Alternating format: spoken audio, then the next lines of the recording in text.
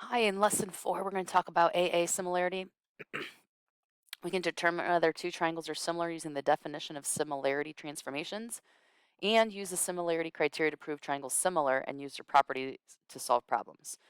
So first thing is we have to remember what it means for triangles to be similar. It means that the corresponding angles are congruent and corresponding sides are proportional.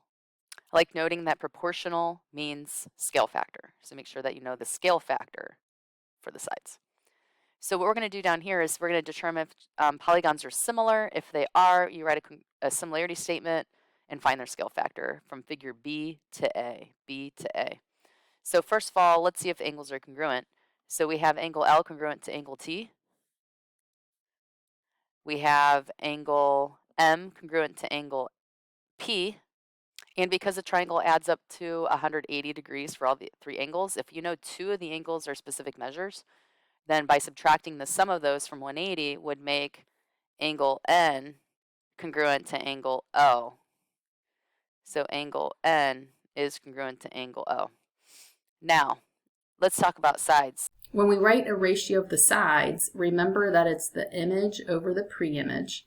And when it says figure B to figure A, that means figure B is the pre-image and figure A is the image. And as you can see, figure B is smaller than figure A, so it's an enlargement. So that means the larger numbers have to be first in the ratio. So when we compare our sides, let's say we're going to take a look at MN and OP, then that means MN has to be first over PO. And that ratio is equivalent to ML over PT, which is equivalent to NL over OT. So now if we write down the numbers, we have MN is 12 over 9, which is the same ratio as 16 over 12, which is the same ratio as 24 over 18. And if you simplify all those, then our scale factor ends up being 4/3. Because they all have the same scale factor, our similarity statement would be triangle LMN is similar to triangle TPO. Instead of having to show all 6 corresponding parts again, then there is a shortcut we're going to focus on called angle-angle similarity. So if two corresponding angles are congruent, then the triangles are similar. So in this example, notice that these angles are marked, and then don't forget to look for vertical angles being congruent as an extra pair of corresponding angles.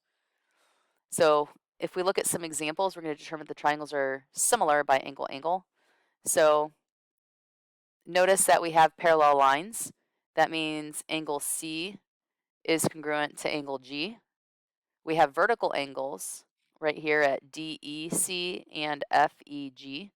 We also have the other pair of alternate interior angles at D congruent to F.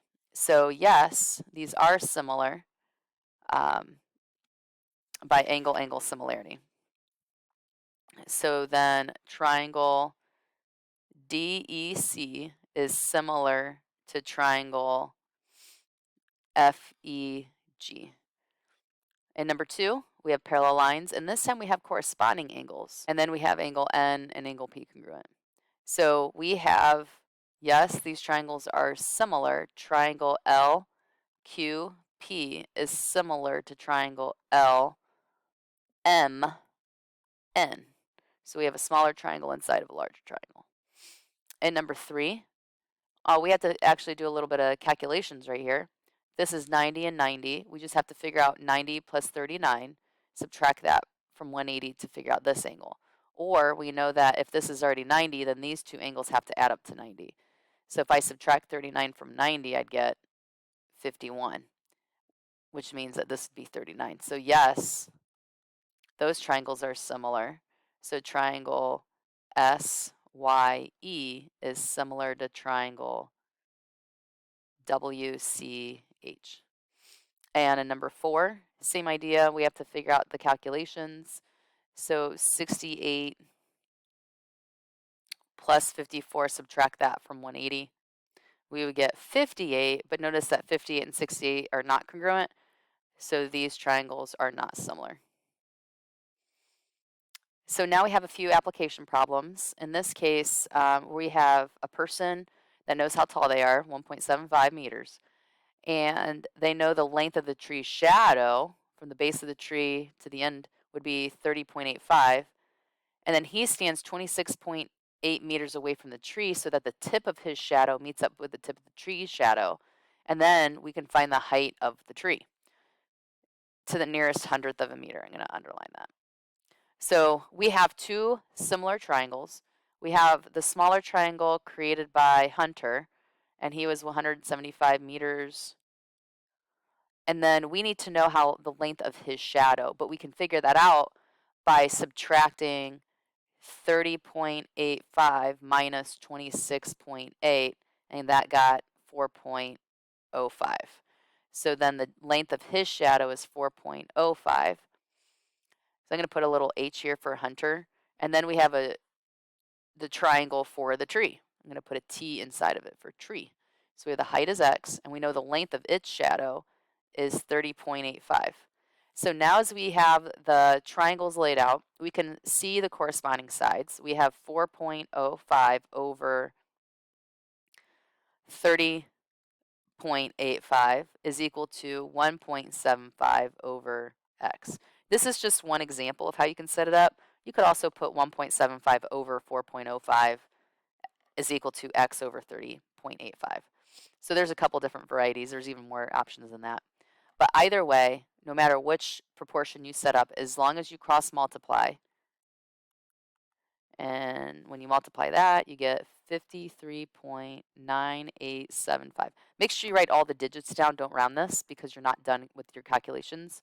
And then when you divide that by 4.05, you'd get 13.33 meters tall for the tree. Okay. Now, in this next example, we have PR, the distance across the river, which is what we're trying to solve for, and we're going to round to the nearest foot. Okay, so we have two triangles again. I'm going to separate them to make it a little bit easier to draw or to see. So we have X and 245, and then we have the bigger triangle, which is 335 for the base. But notice that we have to actually add the two lengths together to get x plus 160 for the whole length across the river to Eiffel Tower. So that'd be x plus 160 for that length. Now you can see how the sides correspond. We have, I'll do x over 245 is equal to, well, x corresponds with x plus 160 over 335. We cross multiply, so 335x is equal to 245 times x plus 160. And then when you distribute that, you'd get 245x plus 39,200.